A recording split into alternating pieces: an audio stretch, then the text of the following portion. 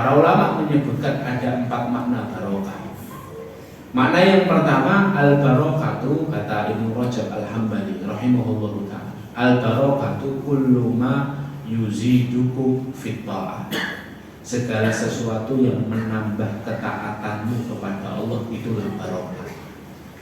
Jadi ada kalanya orang itu punya banyak harta, hartanya barokah. Kapan? Ketika hartanya dijadikan modal untuk membangun jembatan antara dunia dan akhirat.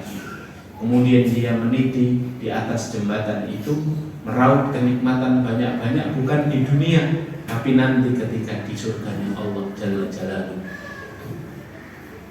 Tapi ada juga fakir, hidup serba kekurangan, tapi fakirnya itu barokah. Kapan orang fakir itu hidupnya barokah? Ketika kekurangannya, keterbatasannya, kefakirannya itu menuntun bibirnya untuk terus meminta kepada Allah, untuk terus akhirnya memiliki sikap qanaah, merasa cukup dengan pemberian Allah, untuk terus akhirnya menjadikan hatinya terus berhusnudzon kepada Allah Subhanahu wa ta'ala atas takdir hidupnya, maka ini kehidupan yang barokah. Kadang-kala ada orang itu yang mengartikan barokah itu yang penting sehat secara jasmani itu barokah. Maka kadang-kala ada orang tua itu yang anaknya suka sakit, kemudian ayah dan ibunya saling berbincang. Masya Allah ya Pak, tetangga kita anaknya seger-seger semua, sehat-sehat semua, anak kita sedikit-sedikit puskesmas, itu lihat keluarga itu Masya Allah ya, barokah sekali. Seakan-akan barokah itu artinya sehat, seakan-akan barokah itu artinya tidak pernah sakit.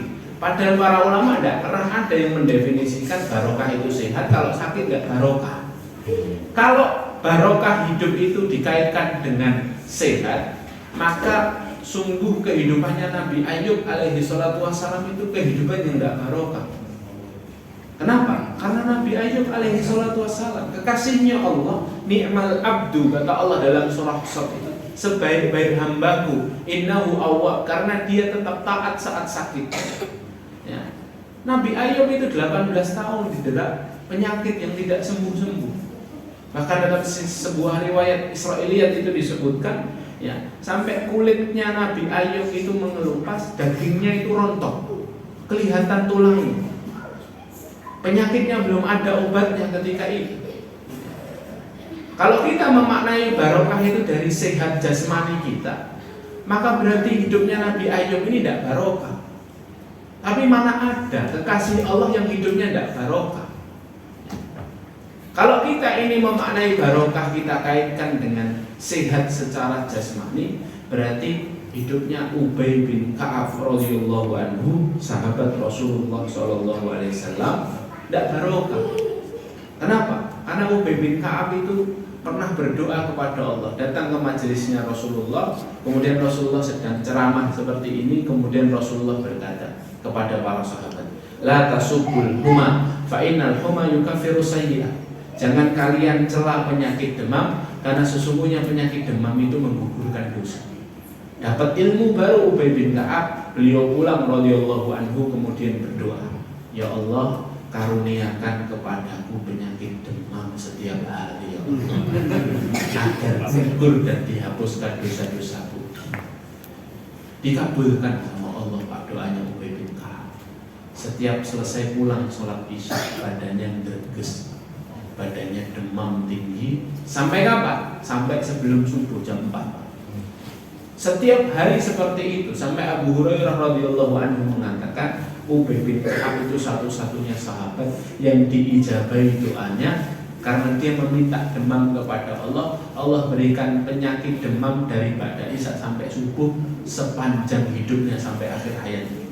Apakah berarti Ubay bin Ka'ab ketika meminta karena tahu dan sadar betul dosa-dosanya yang menumpuk di masa lalu, kemudian Ubay bin Ka'ab ini disebut hidupnya tidak barokah, padahal dia ini berdoa berharap agar dosanya dihapuskan oleh Allah Subhanahu wa ta'ala. Maka ketika kita mengaitkan keberkahan hidup itu dengan hanya dilihat dari kesehatan secara jasmani, maka ini kurang tepat. Karena sejatinya makna pertama keberkahan hidup itu adalah apapun kondisi kita, apapun keadaan kita, kita bertambah taat kepada Allah Subhanahu wa taala. Berapa banyak orang yang terus akhirnya badannya sehat, bugar, badannya kekar, tapi ternyata justru badannya itu tidak menjadikan dia kuat berangkat ke masjid. Padahal kalau gue, masya Allah, sampai Wonogiri, sampai Surabaya, masya Allah, sampai lintas pulau. Tapi rumahnya cuma 200 meter, 100 meter dari masjid. Kakinya tidak kuat untuk berangkat ke masjid. Ada orang yang seperti ini. Sebaliknya, oke, semangat banget. Insya Allah di sini orang-orang soleh. Amin. Wajah-wajah sekarang memberi jannah. Nah, kemudian sebaliknya kadang-kala Bapak Ibu yang dimuliakan Allah, ada orang itu yang hidupnya ya sakit terus, ditimpa sakit ini sembuh ganti sakit yang lain. Tapi dengan sakitnya itu justru membimbing dan menuntun lisannya untuk senantiasa berzikir kepada Allah. Berarti kan yang satu sehatnya tidak barokah, yang satu sakitnya barokah. Maka sekali lagi bahwa barokah itu bukan soal banyaknya harta, bukan soal nyamannya kehidupan seseorang, bukan soal sehatnya jasmaninya, tapi barokah itu soal apapun kondisi yang Allah titipkan kepada kita, kita semakin taat kepada Allah Subhanahu wa taala. Ini makna yang pertama, Bapak Ibu yang Allah. Kemudian makna yang kedua, sebagian ulama juga mengatakan al-barokatu hiya tatbiqus sunnah. Barokah itu adalah ketika seorang mukmin dapat mengamalkan sunnah Rasulullah dalam kesehariannya. Dapat mengamalkan apa? Sunnah. Apa itu sunnah? Sunnah itu ma'udhifa ila Nabi sallallahu alaihi wasallam min fi'lin au qawlin au takririn au sifatin. Sunnah itu segala sesuatu yang disandarkan kepada Nabi sallallahu alaihi wasallam, baik dari perbuatan beliau, perkataan beliau, dan penetapan beliau serta sifat beliau. Artinya setiap aktivitas harian kita ini kita diminta untuk mengikuti sunnah Rasulullah sallallahu alaihi wasallam. Cara makannya, cara duduknya, cara minumnya, cara masuk masjid, cara masuk kamar mandi, cara bertutur kata, cara memuliakan tetangga, tamu, masyarakat, kemudian cara berinteraksi dengan istri, cara berinteraksi dengan suami, kepada orang tua, kepada kerabat, itu semuanya dibahas di dalam sunnah, dipraktekkan Rasulullah dan dicontoh oleh para sahabat radhiyallahu anhu. Nah, kata para ulama, hidup seorang mukmin itu benar-benar menurunkan keberkahan dari Allah ketika hidupnya itu lifestyle-nya lifestyle sunnah. Cara berpakaiannya pakaian yang sesuai dengan yang dicontohkan Rasul, tutur katanya baik, dan semuanya itu sesuai dengan sunnah ya. Dan sunnah ini Pak mengatur kehidupan kita dari yang paling remeh sampai yang paling penting. Sunnah itu ngatur dari masalah ketok kuku, motong kuku ya, sampai masuk kamar mandi, pada hal-hal yang kecil-kecil diatur sama sunnah, sampai hal-hal yang besar, soal tata bernegara, soal bermasyarakat, itu semuanya diatur sama yang namanya sunnah. Sudah dicontohkan Rasulullah menjadi role model kita 23 tahun namanya. Nah, maka kalau kita ini sudah tahu mulai satu persatu ngaji, terus kenal yang namanya, oh ini sunnah Rasulullah, maka amalkan. Oh, Rasulullah itu kalau minum pakai tangan kanan duduk, amalkan. Oh, Rasulullah SAW itu kalau bertutur kata tidak suka tutur kata yang buruk, maka amalkan. Oh, Rasulullah itu seorang yang hanya menggunakan pandangan matanya itu pada yang halal-halal, maka tundukkan pandangan. Masya Allah, hal yang kecil-kecil seperti itu ya mendatangkan keberkahan dalam hidup. Kenapa? Kita mencontoh apa yang dilakukan kekasih Allah Subhanahu wa ta'ala. Yang berbahaya itu adalah ketika kita sudah kenal sunnah, Bapak Ibu yang dimuliakan Allah, tapi kita mencari jalan lain selain jalan sunnah. Rasulullah sebelum meninggal itu berwasiat kepada para sahabat, Dalam hadis yang sahih Rasulullah SAW bersabda, "Taraktukum 'alal mahajjatil bayda, lailuha kanahariha la yazibu anha illa hari." Aku tinggalkan kalian di atas jalan yang terang benderang, malam harinya seperti siang harinya, kata Rasul. Aku tinggalkan jalan sunnah ini, sudah jelas, cetok, ya, sudah jelas. Aku tinggalkan jalan sunnah ini. Bahkan Rasul mengatakan malam harinya di jalan ini seperti siang harinya, saking jelasnya sunnah itu. Kata Rasul apa? La yazibu anha illa halim. Tidak ada orang yang keluar dari jalan ini memilih jalan lain selain jalan sunnah. Sudah tahu sunnah, minum itu pakai tangan kanan, kok malah pakai tangan kiri. Sudah tahu sunnah, Rasul kita itu tutur santun, tutur katanya santun, tidak pernah membicarakan aib orang, kok malah membuka aib orang. Ya, la yazibu anha illa halim. Tidak ada yang keluar dari jalan ini kecuali pasti akan celaka, kata Rasulullah. La yazibu anha illa halim. Tidak ada orang yang sudah kenal jalan sunnah kemudian kok coba-coba cari jalan lain, kecuali dia pasti akan celaka. Kalau nggak di dunia, di akhirat. Maka itulah artinya para ulama ketika mengartikan barokah itu ketika kita bisa mempraktekkan sunnah. Kalau tahu sunnah kok milih jalan lain selain sunnah, hati-hati. Karena sudah diingatkan Rasulullah sebelum Rasulullah SAW wafat. Maka yang kedua ini maksudnya apa? Yang kedua ini sekecil apapun sunnah, kalau kita sudah tahu ilmunya, praktekkan. Karena mengamalkan sunnah itu bukan hanya kebaikan-kebaikan dunia yang kita dapat, tapi ketika kita mengamalkannya kita mendapatkan pahala karena kita meniru Rasulullah SAW. Dalam sunnah itu Pak, satu persatu ilmuwan hari ini itu meneliti sunnah-sunnah Rasulullah itu semuanya ilmiah. Saya ambilkan satu contohnya. Rasulullah dalam hadis Muslim pernah berkata begini, "Idza sami'tum siyahadika fas'alullah min fadli fa innaha ra'at malakan." Kalau kamu dengar kokokan ayam, berdoalah kepada Allah karena ayam-ayam ini sedang lihat malaikat. Dulu sahabat ketika dengar sabda Rasulullah ini, mereka setiap kali ada kokokan ayam berdoa begitu saja. Tapi hari ini dibuktikan secara ilmiah. Ilmuwan barat itu memeriksa organ tubuh binatang.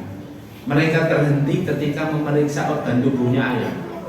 Kenapa? Karena dalam organ tubuh ayam, matanya ayam itu ternyata memiliki retina yang lebih lebar dan lebih besar daripada manusia. Ya. Yang menjadikan terus akhirnya konsekuensinya apa? Kalau retinanya lebih besar, ayam itu lebih cepat menangkap cahaya. Jadi kemampuan retinanya itu tidak hanya menangkap 3 warna seperti kita. Kita ini kan hanya bisa menangkap 3 warna, red, green, blue, RGB. Kalau ayam itu 5 warna, red, green, blue, violet, and ultraviolet. Ya. Ultraviolet itu adalah cahaya. Maka ketika para ilmuwan ini mendapatkan fakta mata ayam begitu, ada seorang ilmuwan Islam nyeletuk, loh, kalau soal ini Rasulku sudah membahas, Muhammad sudah membahas dari dulu 1400 tahun yang lalu. Apa kata Rasul? Idza sami'tum siyahadika fas'alullah min fadli fa innaha ra'at malakan. Kalau kamu dengarkan kokokan ayam, berdoalah kepada Allah karena sesungguhnya ayam-ayam ini melihat malaikat. Sedangkan dalam hadis yang lain Rasulullah juga bersabda, khuliqatil malaikatu min nur. Sesungguhnya malaikat itu diciptakan Allah dari cahaya. Maka ketika 3:30, jam 4 ayam mulai berkokok, itu sesungguhnya para malaikat sedang turun berduyun-duyun dari mencari orang-orang yang bangun di malam itu. Kemudian para malaikat mengaminkan doa-doanya. Loh, ini kan ilmiah sekali, ya. Dan semua sunnah itu bisa dilacak sisi ilmiahnya, ya. Bagaimana, kenapa kok Rasulullah SAW minta kita makan pakai tangan kanan? Bagaimana terus Rasulullah SAW meminta kita ini untuk senantiasa berpakaian yang baik, ya, wudu, ya, menjaga kebersihan. Itu semua sebelum pandemi itu kan kita sudah bersih-bersih diri. Sebelum orang-orang barat, orang-orang Cina itu tahu kita ini bersih-bersih diri 5 kali sehari, kita ini sudah selesai masalah itu. Dan semuanya memberikan kemaslahatan dalam kehidupan kita. Itulah sunnah. Makanya barang siapa yang meniti jalan sunnah, pasti hidupnya barokah. Kemudian makna yang ketiga, saya percepat. Makna yang ketiga, barokah itu adalah ketika kita bisa istiqomah dalam keimanan. Barokah itu makna lainnya adalah istiqomah. Ya. Jadi istiqomah itu sesuatu yang tidak gampang, sesuatu yang berat. Stabil dalam keimanan itu tidak mudah.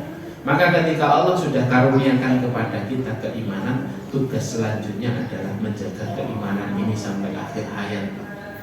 Karena tidak banyak orang yang terus akhirnya bisa menjaga keimanan ini sampai akhir hayat. Kata Rasulullah SAW dalam sebuah hadis, fa inna ahadakum la ya'malu bi amali ahli jannah. Di antara kalian nanti ada yang hidupnya bertaburan dengan amalan penduduk jannah. Hatta yakuna bainahu wa bainaha illa zira. Sampai jarak antara dirinya dengan jannah itu tinggal satu langkah. Fayasbiqu alaihi kitab, tapi catatan takdir mendahulunya. Fayamalu bi amali ahli nar, dia melakukan satu amalan penduduk neraka. Fayadkhula, kemudian dia tidak jadi masuk surga, dia masuk neraka. Jadi hidupnya sejak kecil itu sekolahnya Islam, SD-nya Islam, SMP-nya Islam, SMA-nya Islam. Saya punya jamaah di Solo begitu, Pak. Anaknya dari TK Islam, SMA Islam, kemudian pas kuliahnya di luar kota. Orang tuanya sibuk dengan pekerjaannya, kemudian anaknya di luar kota, pulang-pulang bilang sama ayah ibunya, manggilnya Umi Abi, Umi Abi, saya sudah pindah agama. Coba ya. Menjaga keimanan ini sulit, Pak. Ya. Ada orang yang hidupnya pertaburan amal soleh, di akhir hidupnya su'ul khotimah. Ada. Siapa yang jamin begini? Ya. Siapa yang menjamin? Sama dengan kita. Kayak-kayaknya kita ini ya sholat berjamaah. Kayak-kayaknya kita ini hidupnya dekat dengan masjid. Tapi siapa yang bisa menjamin sampai akhir hayat kita ini bisa terus istiqomah seperti ini? Kan tidak ada yang jamin. Kita pun tidak pernah tahu kapan kematian itu datang. Maka yang harus kita jadikan konsentrasi dan fokus kita adalah setelah Allah berikan keimanan, tugas kita itu menjaga keimanan. Nah, cara menjaga keimanan itu bagaimana? Satu, dekat dengan orang-orang soleh. Dua, jangan jauh-jauh dari majelis ilmu.